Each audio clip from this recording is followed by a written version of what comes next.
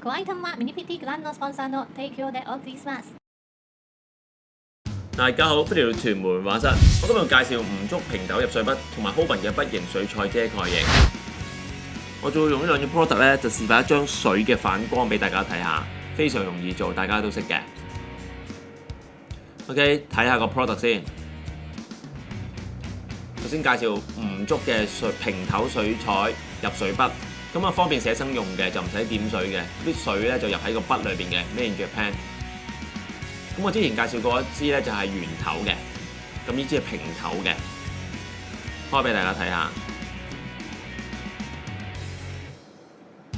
嗱，吳竹咧專出呢啲入水筆嘅牌子啊，嗱呢支就係個圓頭啦，就入畫啲細位啦可以。咁呢個平頭咧就可以一次畫到大啲嘅面積。人造纖維嘅毛非常精細嘅，咁咧就開咗佢。撳咗佢就會啜啲水入去啦，旋翻入去，非常實㗎呢個。嗱，佢有個 push 嘅位置嘅，你撳大力啲撳咧，裏邊個水就會湧翻出嚟㗎啦。咁你寫生就非常方便。屋企用嘅話咧，你就唔使成日點水咯。我試俾大家睇下，之後點啲偏藍嘅黑色，嗱由頭到尾咧，我冇再點色㗎啦。我一路畫咧，一路撳支筆，等啲水湧出嚟，咁你就會好自然做到一個漸變效果，因為顏色越嚟越少，水分越嚟越多。仲有第二個用法嘅，個蓋掹開咗，嗱啲毛長晒出嚟嘅，你睇到啦。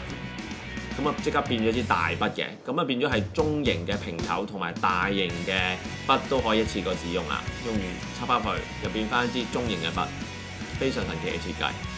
呢個介紹 Hoban 嘅筆形水彩遮蓋液。水彩遮蓋液咧不嬲係樽裝嘅，咁 Hoban 咧就發揮佢嘅創意，整咗支支裝嘅，咁啊非常好用啊！我極力向大家推薦啊。OK，Made in Japan 嘅，應該我會示範個用法俾大家睇下㗎啦。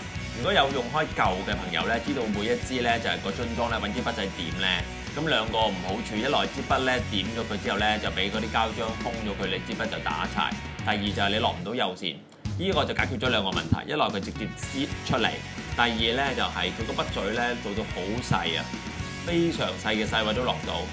嗱，我 show 俾大家睇下，咁未用過嘅朋友都知我講緊乜嘢。我想咧畫一張畫咧，就係水嘅輪光啊，即係嗰啲反光咧。咁輪光就白色啦。咁水彩咧，我就首先我喺張水彩紙上面畫咗一啲輪光嘅位置，用鉛筆。然後喺上邊咧就加一啲遮蓋液遮咗佢。陣間咧我加水彩落去嘅時候咧，因為佢乾咗咧，就有一層保護膠膜啊。咁佢就唔會上到任何顏色。然後最後我捽甩佢咧，佢就變翻水彩紙嘅白色。我等嗰啲水彩遮蓋液乾咗之後咧，我打咗一層水底清水嚟嘅，溝少少黑色、藍色撈埋佢，直接加上去啦。咁頭同尾咧，我就想深色啲，中間我要淺色啲嘅。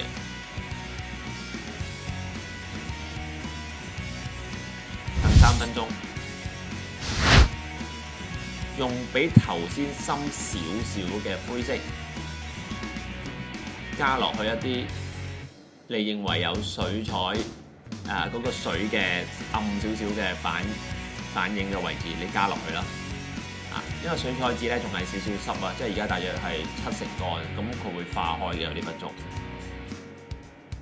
再等多2分鐘，咁而家呢個水彩紙咧大約係90%乾㗎啦。咁我再加一隻灰色嘅，比頭先嗰隻色再深少少嘅，就做 third layer 就係3層啦。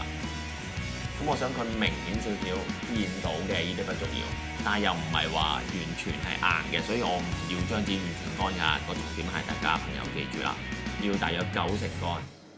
咁我會做到呢個佢有一啲係清楚，但係佢又有少少化，嗰邊唔係硬得太緊要嘅效果。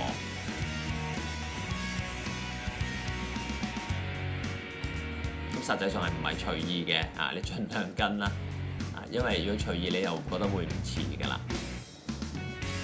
OK， 跟住要你摸下佢乾唔乾啦，要等大約我會等5分鐘到啦。然後咧嗱，小心啊，捽爛張紙㗎會，慢慢咁樣捽，遮蓋液將頭先嘅嗰個位置咧，你捽咗佢。咁切記嗰張紙要係完全絕對係乾咗先可以做呢個情況，少少濕都唔可以嘅。嗱，呢個會清楚大家俾見到啦，就起翻晒紙嘅白色就變咗磷光咯。咁呢個係保護咗張紙嘅，即係我要純白就咁用法。如果你想嗰個白色位再加顏色咧，而家都係可以㗎，即係睇下你自己會好唔會用嘅啫。OK，今日係咁多，唔該晒。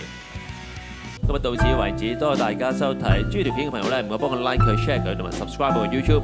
我教嘅油畫班、水彩班、素描班嘅資訊，同埋有關健美術用品嘅詳細資訊咧，都下邊 YouTube 嘅基本資訊欄度咧，你揾到啲 link 嘅，咁你撳個 link 落去咧就可以睇到㗎啦。唔該晒，下次見，拜拜。